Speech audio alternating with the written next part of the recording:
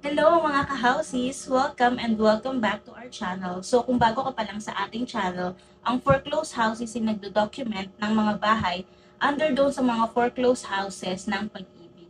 So kung interested ka sa ganung mga uri ng content, just click the subscribe button and the notifications button para updated ka sa anumang mga i-upload kong mga videos in the future. Unang-una sa lahat, gusto ko lang palang bumati ng Happy New Year, Happy 2024.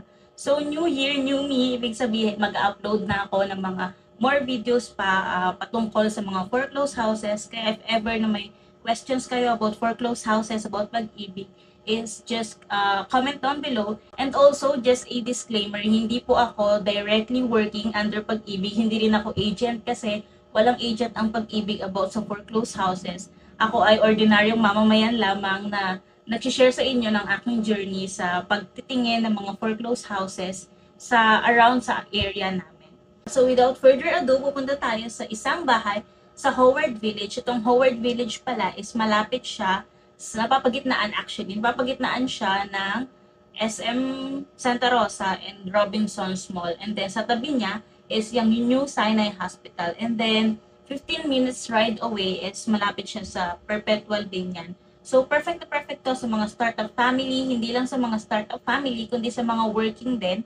Kasi, paglabas mo ng Howard Village is sakayan na siya or highway na siya. So super perfect yung location ng Howard Village para sa mga family na naghahanap nga ng bagong bahay this 2024.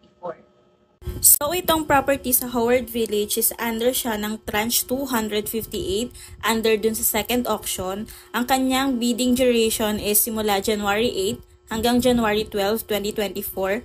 And ang opening of bids is January 17, 2024. Ayan, so kung around kayo dito rin sa Laguna, ang pinakamalapit na pwede nyong paglagyan ng inyong drop box is sa Robinson's Galleria. Ayan, nakalagay naman dyan yung address. Again, ang complete address nga pala nito ay Howard Village, Phase 2, Block 3, Lot 28. Ang kanyang lot area is 36 square meters, samantalang ang floor area niya naman ay 44 square meters kasi up and down siya.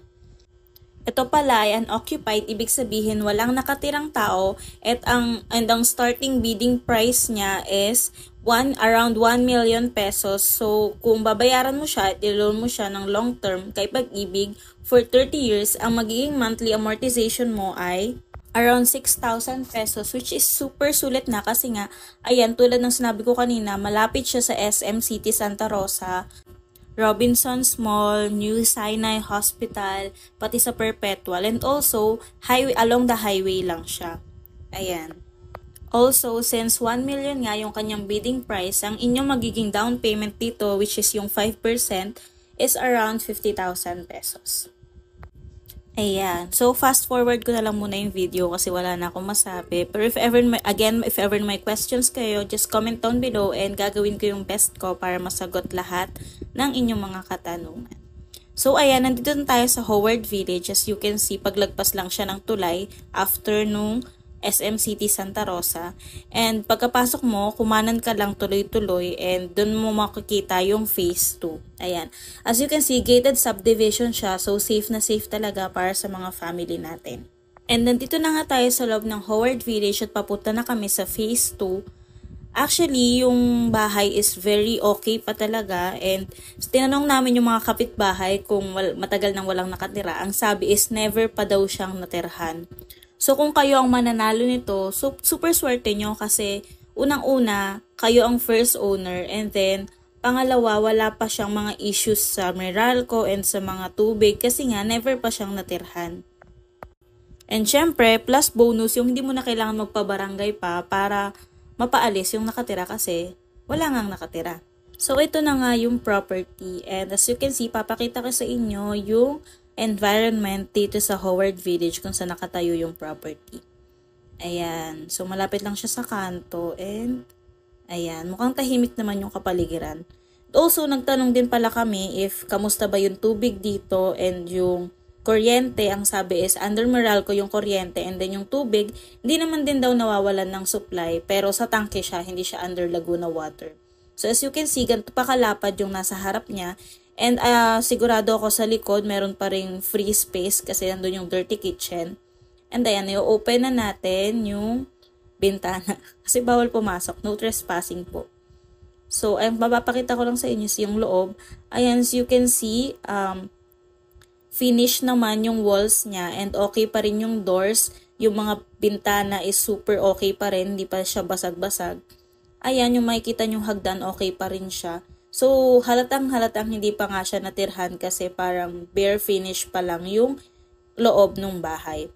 So, if ever na interested kayo sa property na to, ilalagay ko dito yung complete details. I-post nyo na lang if ever na gusto nyo. Ayan, super ganda pa niya. Siguro minimal repairs lang yung kailangan and syempre yung mga nakatambak sa harapan. Also, hindi ko na videohan. Ito yung kanilang clubhouse. Malapit siya sa gate. As you can see, ayan. Super gated nga yung subdivision nila. Super safe talaga. Super lapit sa mga SM. Super lapit sa highway. And also, pati sa mga hospitals and sa schools. So, yun lang. Sana nakatulong ako sa paghahanap nyo ng mga foreclosed houses. And if yes, click mo naman yung subscribe button and notifications button, pati yung like button para updated ka sa mga susunod ko pang videos na i-upload in the future. Yun lamang, hanggang sa muli mga ka-houses. Paalam!